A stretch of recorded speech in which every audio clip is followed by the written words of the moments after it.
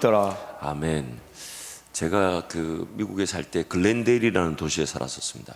거기에는 뭐가 유명했었냐면 메모리얼 파크, 그러니까 공동묘지죠. 근데 미국 공동묘지는 이제 우리나라와 좀 다른 면이 있어서 그 안에 교회도 있고 이제 박물관도 있었습니다. 교회라 하면 이제 거기서 예배를 드리고 장례를 지내는 건데, 기독교 문화, 기독교 국가다 보니까 그 공동묘지 문화가 우리보다는 훨씬 더 좀 더 고급스럽고 또 그 규모나 이런 것이 큽니다. 그리고 그 박물관에 전 세계에서 제일 큰 예수 십자가 처형에 대한 그림이 그려져 있습니다. 그림 사이즈가 어느 정도 얼마냐면 195, 그러니까 60m. 그러니까 60m라면 아마 여러분 그림이 이렇게 오른쪽 우리 예배당 한쪽 벽이 그림이라고 보면 되겠죠. 별로 감흥이 없는데 사진을 보여주시면, 목사 말에는 말을 안 하다가 보세요. 이게 이제 전시관처럼 되어 있습니다. 우리 본당보다 좀 더 큰 것 같아요. 근데 이제 그림 옆으로는 한 60m, 높이로는 한 15m 됩니다. 그러니까 그 이제 그림의 제목이 뭐냐면 이제 크루시픽션, 그러니까 예수님의 십자가 그 사건을 이제 하나의 큰 60m짜리 15m짜리 그림을 해서, 근데 이제 이게 왜 이렇게 의자가 넣어져 있냐면 이 그림을 한 장면씩 안에 이제 라이트를 비춰서 소개를 합니다. 왜 그런가 하면 성경은 여러 장에 걸쳐서 예수 십자가 사건을 설명하기 때문에. 그래서 예를 들면 두 번째 그림 보여주시면 이런 거죠.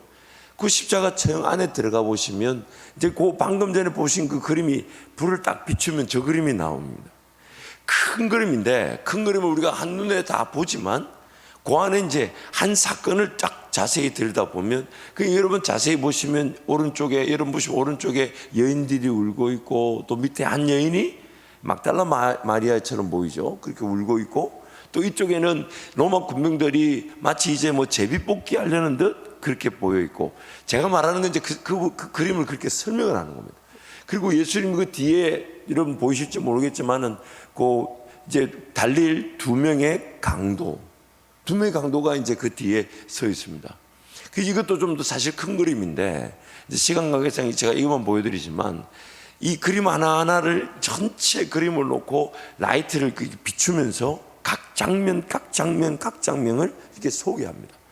그래서 큰 그림 하나를 다 보는데도 1시간 반이 걸립니다. 물론 이제 이렇게 보면 한눈에 다 보이죠.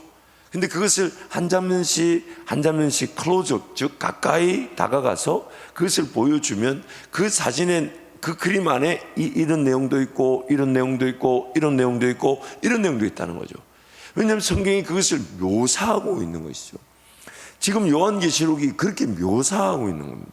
사도 바울이 하나의 큰 그림을 보았습니다.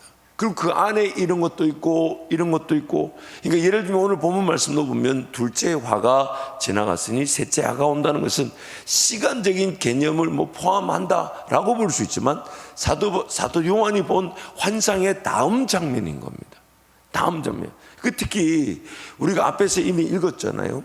여섯 번째 환상, 즉 19장 1절에서 13절 말씀 보면, 우리가 11장 11장은 그 삽입구의 내용이라 그래가지고 무엇을 더 강조하고 있는가? 그러니까 인심판과 나팔심판이 등장했고, 인심판에도 여섯 번째, 일곱 번째 사이와 여섯 번째 나팔과 일곱 번째 나팔 사이에 7장과 10장, 11장이 배치가 되어 있어서 그 심판 중에 하나님이 자기 인친 백성들을 보호하시며, 또한 그 인친 백성들은 나라와 제사장으로 살아가는데, 그 나라와 제사장으로 살아가는 백성들의 모습이 뭐냐면 말씀을 먹고 그 말씀을 소화하듯 백성과 방언과 나라와 임금들에게 예언하는 백성들로 세워지게 된다는 것이죠. 그러니까 하나님의 모든 그 관심, 초점은 마치 큰 심판의 그림이 완성되었습니다. 이미 이 그림, 우리가 지금 방금 전에 본 그림이 예수님의 그 처형도라면, 지금 요한계시록은 이 세상에 예수님이 오셨고 또한 다시 오실 그날까지 그 모든 게 다 이미 하나의 그림처럼 완성이 됐어요. 그리고 완성된 것을 이제 사도 요한에게 보여주신 거죠. 그 사도행전이 그걸 보면서 요거는 요거고 요건 요거 이렇게 기록한 거죠. 묘사한 거죠.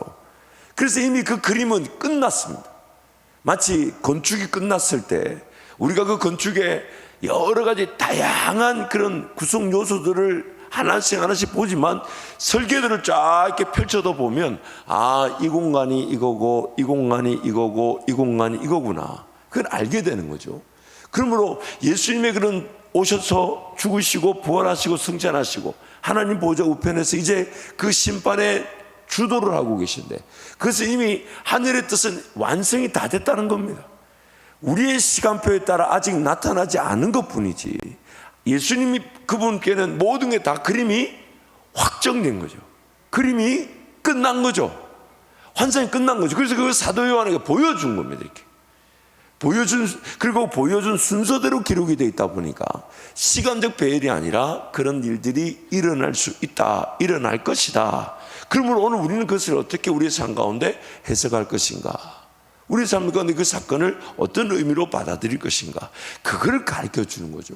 특별히 지금 우리 시대와는 다르게 이 말씀이 기록되어졌던 1세기, 2세기 교회는 굉장한 로마 황제들의 핍박을 받았던 시기입니다.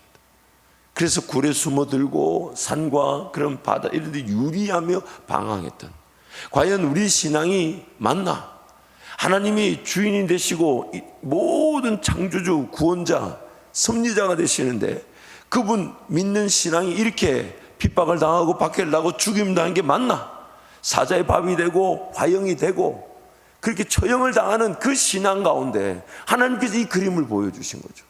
그래서 이 그림을 보여주심으로 너희들은 나의 백성이다, 인침을 받은 자들이기 때문에 죽임을 당할지라도 오히려 그 죽임을 당한 것이 하나님께는 그 죄를 반드시 심판해야만 하는 심판의 정당성을 더 갖추어 드리더라는 거죠. 그러면서 반드시 땅의 심판을 드러내신다는 것이죠. 그러면서 그 죽임, 그러니까 여러분 이 심판의 내용들은 다 확정된 그림을 보여주니까 반드시 우리가 겪고 있고 겪게 될 일들을 완성된 그림을 보여주다 보니까 그 교회가 당하는 두 증인, 두 감람나무, 두 촛대가 당하는 내용이 뭐냐면 죽임을 당하기까지 하나 그들은 그 증언을 끝까지 감당하더라는 것입니다. 최고의 완성된 그림이니까. 근데 너무 안타까운 것은 오늘 그 시대도 그런 교회, 지금 시대도 그런 최고의 그 그림에 걸맞는 교회가 있지만 또 그렇지 않은 교회도 있었다는 겁니다. 7개의 얘기를 쭉 보여주면서 책망만 받는, 꾸중만 받는 교회도 있고, 살았다 하나 죽은 이름을 가진 사대교회도 있고, 또 경제적인 그 부여에 눈이 가려지고 귀가 가리고 마음이 가려져서 하나님 말씀을 듣지 못하는 라오디가 교회 같은 교회가 있었다는 거예요. 그러니까 하나님 주님의 관심은 그런 교회들이 모든 시대 가운데 7교회 모상처럼 표상처럼 있게 될 것이지만, 교회의 궁극적인 최고의 지향점, 어떤 신방 가운데서든 심지어 죽임을 당해도 예수 그리스도의 복음을 증언하며 태어남으로써 이 땅에 나라와 제사장으로 그들을 통해 하나님 나라가 이미 이 땅에 이루어졌다는 것을 말씀이 선언하고 있는 것입니다. 말씀이 선언하고 있는 것입니다. 그러므로 이 말씀을 대할 때마다 우리는 7교회의 내용을 보면서 우리 자신들을 살펴보게 되는 거죠. 여전히 나에게도 기회를 주신 하나님께 감사하나, 나는 과연 정말 예수 죽음을 따라가듯 예수 죽음과 함께 그 죽음에, 그래서 이렇게도 표현하잖아요. 두 증인이 그들이 죽임을 당하 길가에 버려졌는데 그 길가 어디냐? 예수님이 십자가에 달려 못 박히신 곳이더라. 얼마나 의미가 있습니까? 우리가 복음을 전하며 죽임을 당할 수도 있지만은 예수님이 이렇게 얘기하셨잖아요. 너희 몸은 죽일지라도 영혼을 죽이지 못하는 자들을 두려워하지 마라. 그러나 그렇게 두 증인으로서 예수 복음 전하면서 죽임을 당하고 길거리에 버려진 바 돼도 그 자리가 예수께서 십자가에 못 박히신 곳이더라. 얼마나 그 성경이 우리에게 위로하기 위해서, 그리고 그렇게 그 예수 십자가에 못 박히신 곳에 3일 반 동안 버려진 듯 보여지나 주님이 그들을 그렇게 두지 않으시고 살려주신다는 것.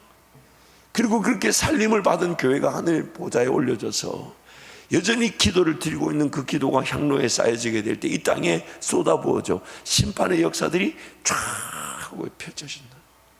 그러니까 오늘 우리에게 소망이죠. 비록 지금은 부족하고 지금은 연약해도 이 요한계시록 말씀을 통해 나도 그 두 증인의 길을 걸어가고 있구나. 주님이 나를 기다려주고 계시는구나. 어디에 초점을 두며 살아야 될지, 어디에 내 삶의 방향을 맞춰야 될지. 그래서 그 두 증인으로서의 삶을 살다가 만약 하나님 우리에게도 그런 영광을 주신다면 그 천국에 갔을 때 내 육체는 썩어 문드러질 것인데, 근데 그 내 죽음의 기회가 예수님처럼 십자가에 못 박히신 곳에 복음을 전하다가 버려진 것처럼 그렇게 보여도 주님 나를 살려주셔서 저 천국 가서 나의 모든 인생의 예전길을 한번 뒤돌아보며 살펴볼 때에 얼마나 거기서 영광을 느끼겠습니까? 감히 나에게 이런 영광을 주시다니. 감히 나에게 그 천국 갔을 때 주님이 걸어가신 그 길을 나도 부족하지만 걷게 하셨다가 예수 죽임을 당하신 그곳에 나도 복음 전하다가 죽임을 당했으나 나를 살려주셔가지고 하늘 보좌에 다 예수님과 함께 그 보좌에 갔을 때 이 땅의 모든 산들의 그 기록들을 보면서 얼마나 감격스럽겠냐는 거예요.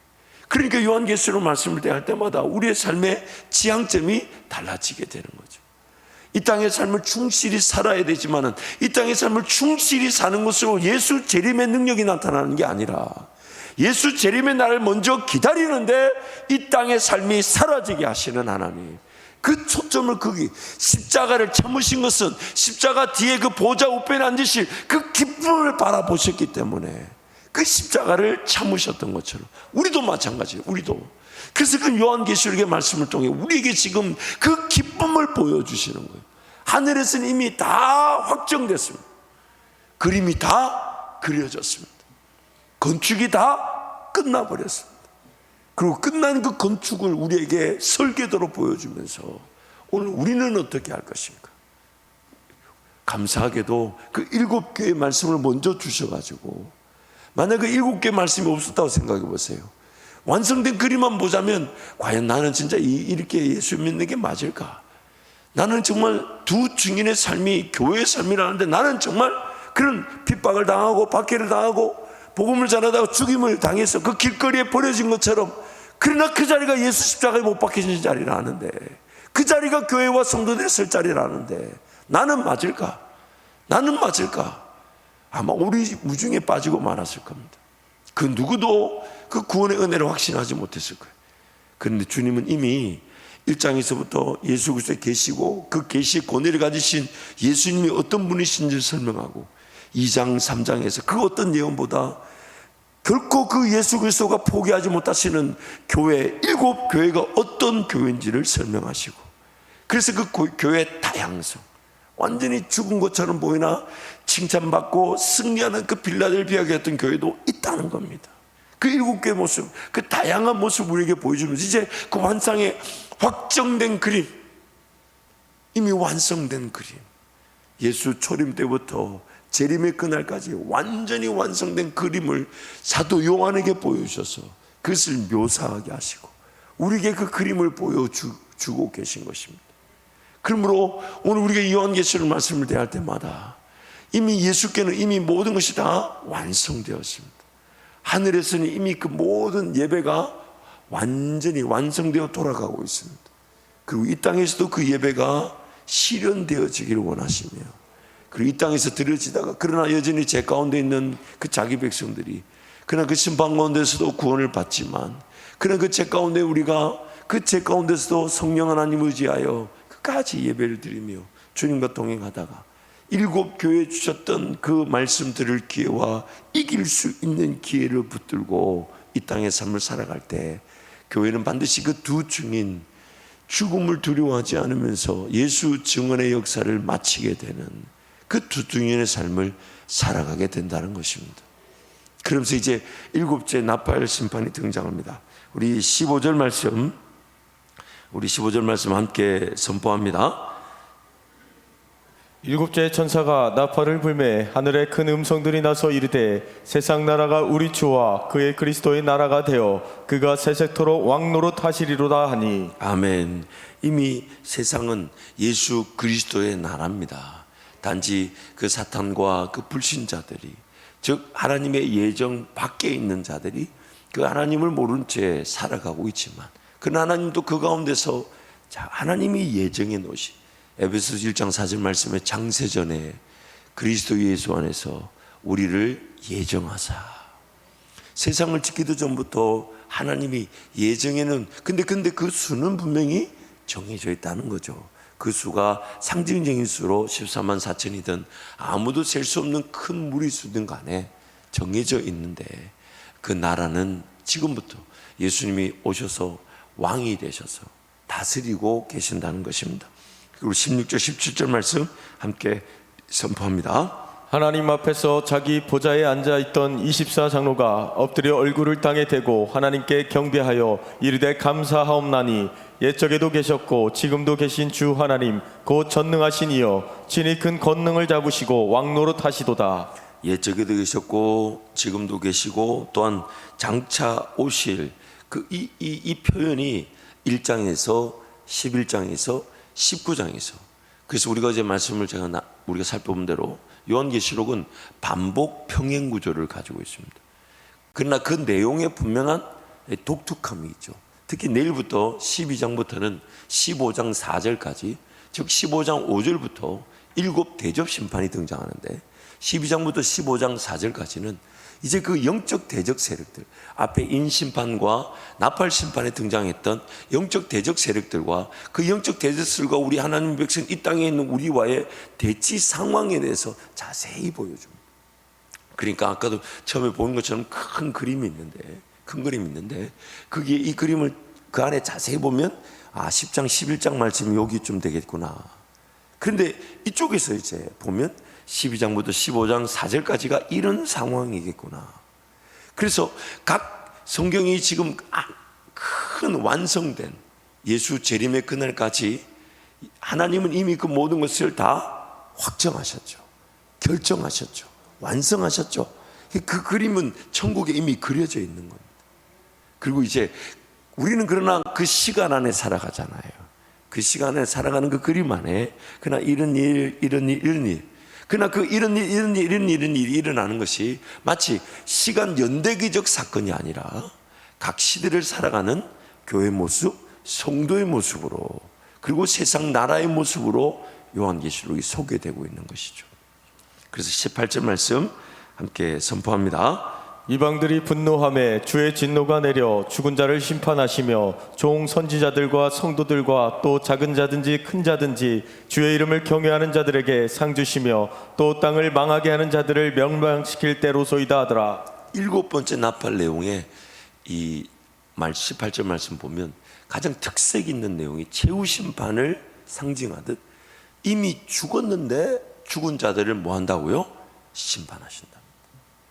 마치 우리가 11장 1절 13절 말씀을 살펴볼 때 6째 나팔의 내용의 끝부분처럼 이제 그 삽입구 10장과 11장이 들었는데 10장과 11장의 1절에 13절 말씀도 보면 이제 두 증인이 복음을 전하다가 죽고 살림을 받지만 그것을 지켜본 사람들이 하나님께 영광을 돌린다지만 그 영광은 기계적인 반응, 그 두려움에 대한 반응이지 그들이 실질적으로 거듭남의 반응은 아닐 수 있다. 근데 그 모습도 최후 심판의 한 모습이죠. 왜요? 최후 심판이 일어날 때 모든 성도들이 다 그 죽은 자리에서 부활하게 될 것이고 들림을 받게 될 것이죠. 그리고 남겨진 자들은 그것을 보면서 하나님의 그 심판을 목도하게 되겠죠. 그러나 이 7번째 나팔에서는 이제 좀 더 구체적인 다른 면에서 필요한 최후 심판을 소개하는 겁니다. 그것은 바로 이미 죽었는데 그 죽은 자들을 심판하기 위해 불러내신다는 겁니다. 그래서 각 그런 심판들 내용이 이거 다음이다. 그런 어떤 연계성이 있는 심판들, 그런 관계성이 있는 심판들이 있을 수 있지만은 그 모든 심판들은 예수 재림의 날에 최후 심판을 향하는 그림의 한 부분씩을 설명해 주고 있는 것이다 라고 말씀하는 거죠. 그래서 이 부분 죽은 자들의 심판에 대해서 또 18절 말씀에 나오는 그 내용이 예레미야 51장 25절에서도 볼 수가 있습니다. 함께 선포합니다. 여호와의 말씀이니라. 온 세계를 멸하는 멸망의 사나 보라, 나는 내 원수라. 나의 손을 내 위에 펴서 너를 바위에서 굴리고 너로 불탄 산이 되게 할 것이니. 우리가 이미 요한계시록 말씀을 살펴보면서 사도 요한이 그 본 장면들은 이런 느낌이었을 것 같아요. 아, 이거 구약에 어디 말씀에 있는 것 같다. 이건 물론 제 수준이지만 사도 요한처럼 어떤 하나님의 그 예수님의 말씀을 직접 듣고 그 구약의 말씀을 깨달았던 사도들 같은 경우는, 특히 유대인들 같은 경우는 구약의 대부분의 말씀들 거의 암송하려고 하잖아요. 그러니까 사도 요한이 특히 밤모섬에 갇혀 있을 때 할 수 있는 거라고는 아마 말씀을 묵상하고 말씀을 기억하는 것밖에 없었다 해도 과언이 아닐 텐데, 그 환상을 딱 봤을 때 아, 예레미야의 혹은 다니엘의 혹은 스가랴서의 혹은 에스겔에서 이 장면을 본 것 같다. 충분히 어떤 근거를 찾아볼 수 있었을 것입니다. 그러니까 그 구약에 있는 모든 말씀들이 예수 그리스도를 통해 신약 성경으로 우리에게 주어진 것은 그것이 이루어졌다는 것을 분명한 내용으로 기록한 것이죠. 그래서 지금 예레미야 말씀에도 이 망하게 되는 자들에 대한 묘사가 방금 요한계시록 말씀과 흡사한 것입니다. 그래서 이 평행관계라고 보는데, 특히 방금 읽었던 우리가 18절 말씀은 요한계시록 18장과 19장에 연이어서 등장합니다. 18장 24절부터 5절 말씀 한 절씩 교독하면, 선자들과 성도들과 및 땅 위에서 죽임을 당한 모든 자의 피가 그 성중에서 발견되었느니라 하더라.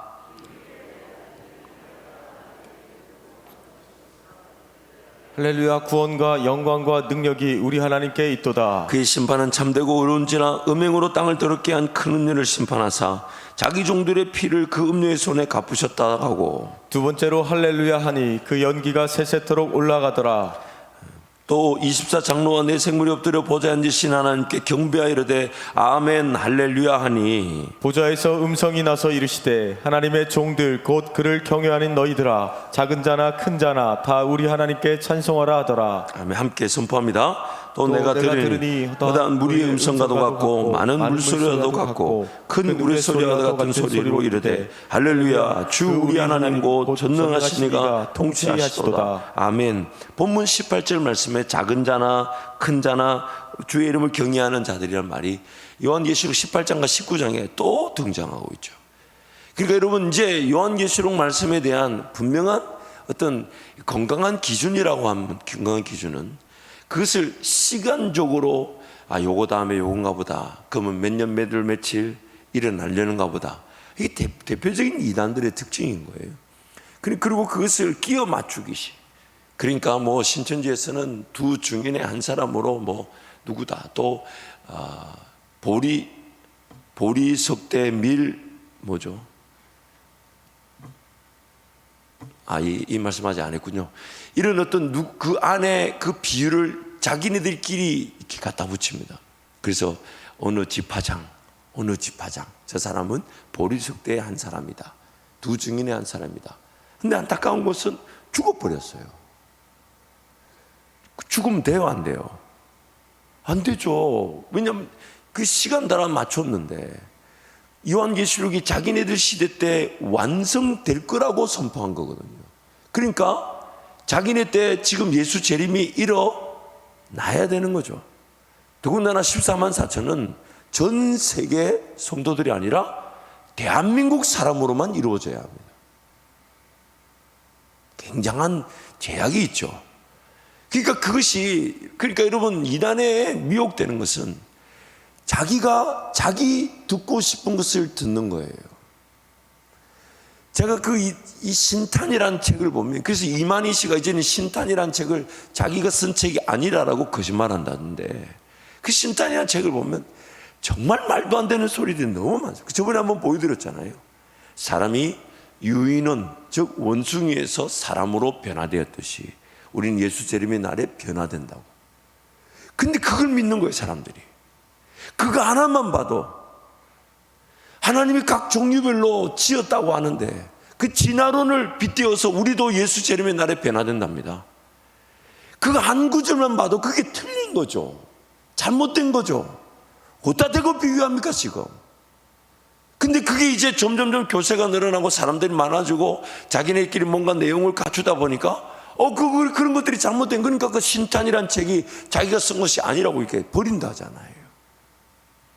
그러므로 여러분, 요한계시록 말씀은 무엇에 초점을 둬야 되냐면 언제 어떻게 무슨 일이 일어날지는 그건 하나님의 시간표에 맡겨놔야 되고, 그 심판들 중에서 하나님의 관심은 어디에 있냐, 마치 그 7장과 10장 11장에 삽입구처럼 들어간 것처럼 하나님의 인침을 받은 백성들이 기도하며 하나님께 올려드릴 때 하나님 그 기도를 듣고 계시면서 이 땅에 제약이 관영할 때를 같이 기다리고 계셨다가 때가 되면 그 향로에 쌓여져 있는 그 기도가 쏟아 부어지듯 하나님의 역사를 완성하실 텐데, 그 완성하실 때까지 하나님께서 자기 백성들에게 이루고자 하신 일이 뭐냐, 예언의 말씀을 듣고 짓고 행하는 자가 복된 것처럼 먹고 소화하듯 하나님 말씀을 전하나 죽임을 당하기까지 그 말씀을 전하는 자들로 지켜주신다는 것, 이것을 붙들고 이 땅의 삶을 살아가기를 원하신다는 것. 어느 시대 어느 교회 어느 성도들이지 간에 그런 교회와 그런 성도는 반드시 존재하고 있다는 것입니다. 지금도 세계 곳곳에 핍박을 당하는 성도들, 박해를 당하는 성도들이 얼마나 많은지 몰라요. 제가 어제 핍박을 당하는 그 성도들의 소식들을 전하는 순교자의 소리라는 그 매거진이 있는데, 그 매거진에 보니까 제 생각에 그 사진 안에 있는 그 쿠바 교회를 저도 가본 것 같은데, 공산당이 와서 교회를 다 부숴버렸어요. 허물어졌어요. 근데 허물어진 그 옆에서 쿠바 성도들이 예배하고 있는 모습을 찍어서 보냈어요. 너무너무 감사했고 너무너무 감격이었어요. 그 공산당이 예배를 못 드리게 막는데도 그 죽음을 무릅쓰고 그 무너진 공산당들이 무너뜨린 교회 옆에서 예배를 드리고 있는 그 쿠바 성도의 모습을 보면서 너무너무 감사했어요. 지금 이 시대에도 지금 요한계시록이 말하는 그런 핍박과 박해는 여전히 일어나고 있습니다. 멀리 갈 것 없이 우리 저 북쪽 북한 땅에서 지금도 일어나고 있습니다. 마치 그 7교회가 전 세계 어느 곳에서든지 어느 시대든지 그 7교회 모형을 가진 교회는 다 존재하고 있습니다. 그렇다면 저와 여러분은 어떤 교회여야 합니까? 저와 여러분은 지금 어떤 교회입니까? 그리고 우리는 무엇을 지향해야 됩니까? 우리는 어느 길을 걸어가야 합니까? 정말 저와 여러분 이 새벽에 주님 만날 것처럼 달려나오고 계신 줄 믿습니다. 아멘을 안 하는 거는 내일 오시란 얘기예요? 뭐예요? 그렇잖아요. 새벽에 기도하러 왔는데, 제가 우리 얼마 전에 실버대학에서도 여러분께도 한번 나눠 듣는 간증이죠. 저희 아버님의 외할머니, 사실 뭐 저하고는 촌수가 없는데 저희 아버지는 자꾸만 이름을 얼마나 세게 내시겠는데, 이경자 신자 할머니. 아니 자기 외할머니하고 저하고 뭔 관계가 있습니까? 근데 그 공동묘지에 묘비가 없다고, 그걸 제가 고등학교 때 묘비를 짊어지고 그 비석이죠, 그 짊어지고 동생이 이제 그 시멘트 가루 짊어지고 물 짊어지고 올라가서 그 비석을 만들어 드렸던 기억이 납니다. 지금도 이제 8월 9월만 되면 시간 되냐고 꼭 물어보십니다. 그래서 뭐 정성을 다해 최선을 다해 식사비를 보내드리고 못 가는 형편입니다만, 근데 그 할머니 그 새벽을 깨우실 때마다 늘 기도 제목이 하나님 나 기도할 때 데려가 주세요. 나 기도할 때 데려가 주세요. 얼마나 멋있는 기도인지 몰라요.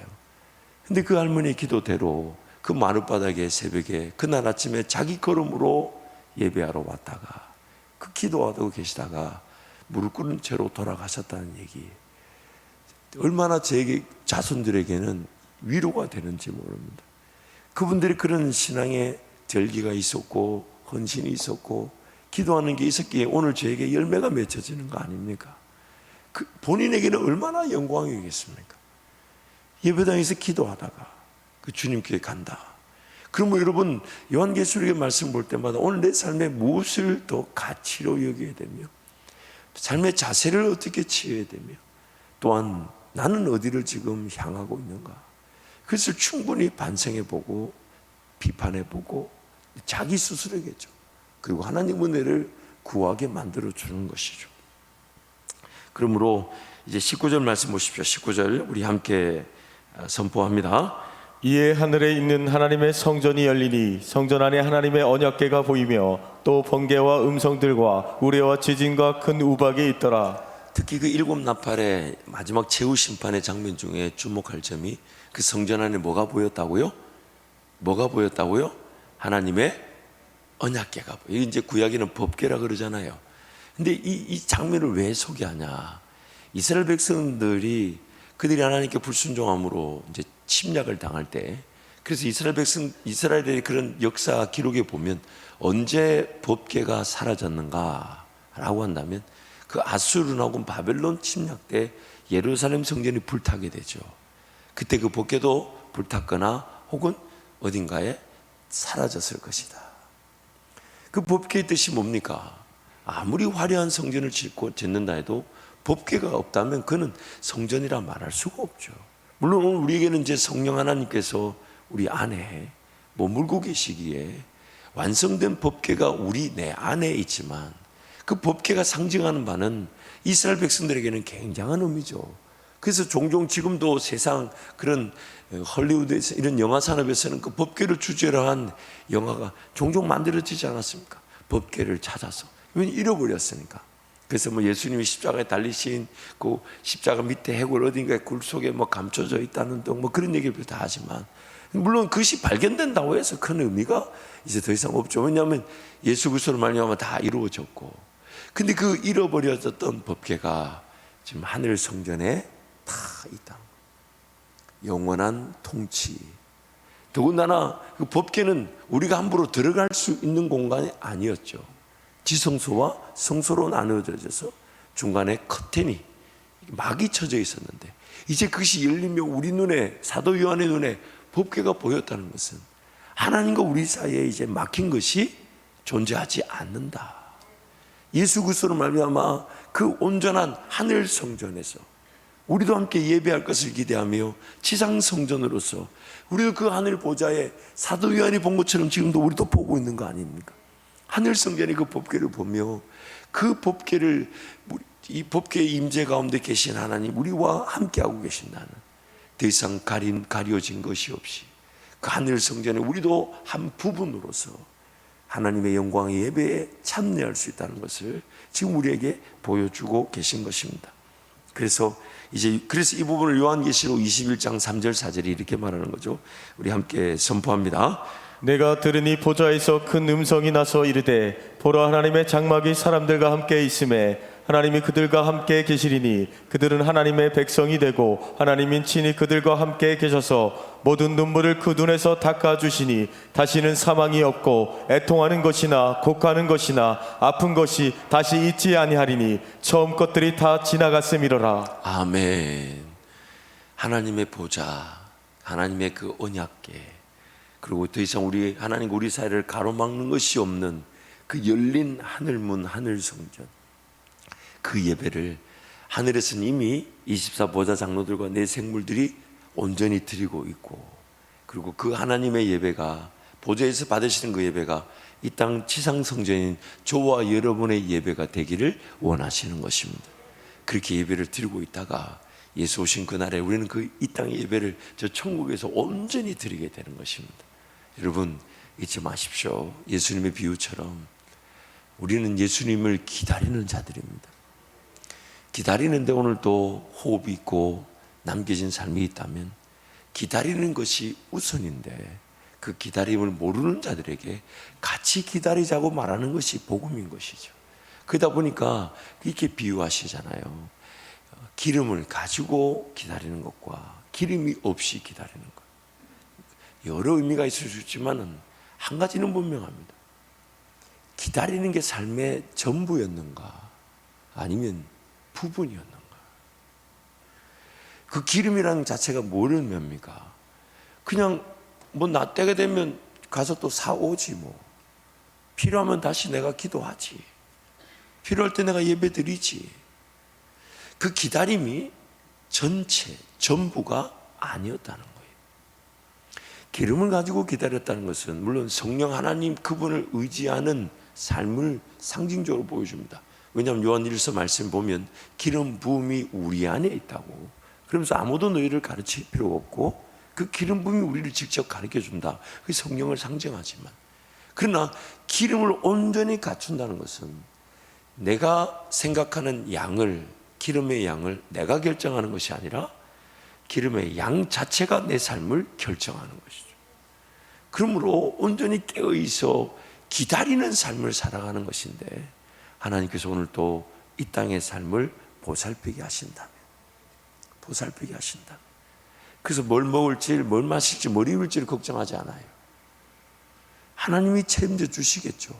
왜냐하면 나는 오늘 주님을 기다리는데 주님이 내일 또 기다리라 하신다면 내일의 기다림의 삶이 마땅히 주님을 기다리는 우리에게 삶이 되게 하실 것인데, 되게 하실 것인데, 근데 그것을 기다림을 믿지 못해서 잘 살아야 내가 기다리는 거 아닌가? 순서가 바뀌어서는 안 된다는 거예요. 내가 잘 사는 것이, 열심히 사는 것이 예수를 기다리기 때문에 사라지게 하시는 하나님의 은혜인가? 아니면 열심히 잘 사는 것으로 기다림을 그 자체를 지향하는가? 네, 겉으로 볼 때는 비슷하게 보일지 몰라도 우선순위는 아예 다른 겁니다. 하나는 옳은 것이지만 하나는 틀린 겁니다. 틀린 겁니다. 그래서 나더러 주여 주여 하는 자가 다 천국에 들어가지 않는다 할 때 뭘 보고 얘기한 걸까요? 기다리기 때문에 사라진 것인가? 그러니까 나는 살려고 한 게 아니에요. 나는 죽고자 했고 예수님 만나고자 했고 예수님 기다리고자 했는데, 근데 예수님이 성령으로 사라지게 하셨어요. 사라지게 하셨어요. 그래서 할렐루야 아멘인데, 근데 사라진 삶이 아니라 내가 살고자 했던 삶, 그럼 그 기다림이 무색해지게 되죠. 그러므로 오늘 또 우리 삶은 초점 어디다 둬야 됩니까? 아멘, 주 예수여 빨리 와주십시오. 주님 빨리 와주십시오. 그러나 남겨진 삶은 나를 위한 것이 아니라 제사장과 나라처럼 예언하고 말씀을 전하며 그 말씀을 소화시키듯 주의 복음을 전하는 것으로 사라지는 인생. 그러면 여러분, 요한계시록 말씀을 대할 때마다 7교회에 나오는 그 7교회 형편에 따라 회개하면서 우리 주님의 은혜를 사모하고 기대하는 우리 성도들이 되시기를 축복합니다.